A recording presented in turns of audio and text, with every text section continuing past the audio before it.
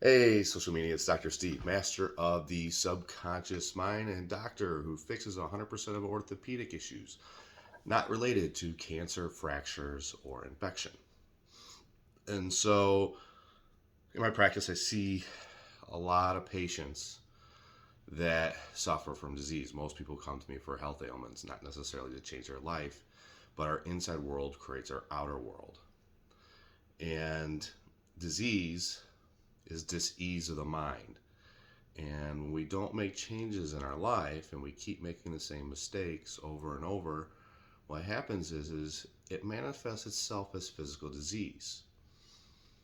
It could be any health related disease. It doesn't matter if it would be bone formality, bulging discs, it could be heart attacks, strokes. I mean, we could look at high blood pressure, cholesterol, right? All these things happen and the stress happens and our body goes in a protective mode, and then all of a sudden we're in fight or flight. And it stores that in the back of the mind and runs a pattern. So, for instance, let's look at strokes. If someone has a stroke, for instance, I'm going to talk about this from an experience that I know.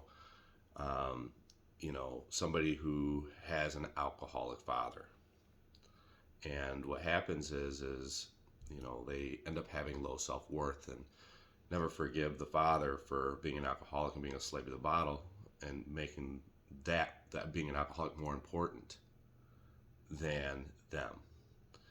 So what ends up happening is they have resentment and frustration and sadness and lack of self-worth because they had the lack of self-worth because their father chose the alcohol over them. So now what happens is you hold on to that resentment, and our liver metabolizes hormones, it metabolizes fats, and they hold on to that resentment. And the liver is related to those emotions. So in Chinese medicine, the liver feeds the heart.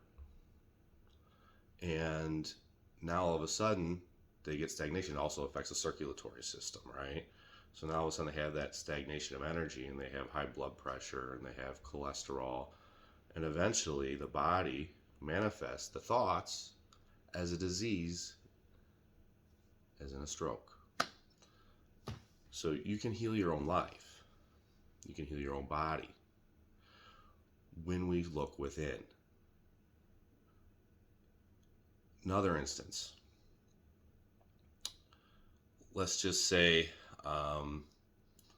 somebody has a father or a mother and they're very controlling and they snap their fingers and give orders and they withdraw love and say, you don't get this until you do this. That's a communication style that teaches that kid that same style later on in life. And so they pass it down to their next kin and the next one and the next one.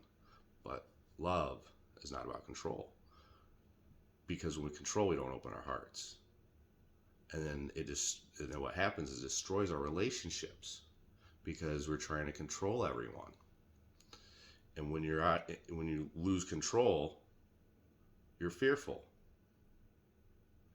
And fear is related to the bladder. It's related to the kidney. And let's just in the kidney and the bladder in the Shen pathway, they feed the wood element, which is the liver, which is the gallbladder. And so let's just say that the kidney isn't feeding the liver.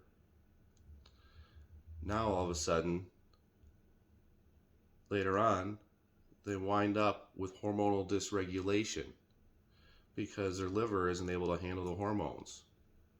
And they don't know why they have early menopause or their adrenals are crashed and they're burnt out. It also could manifest itself as headaches because they're not going with the flow of life.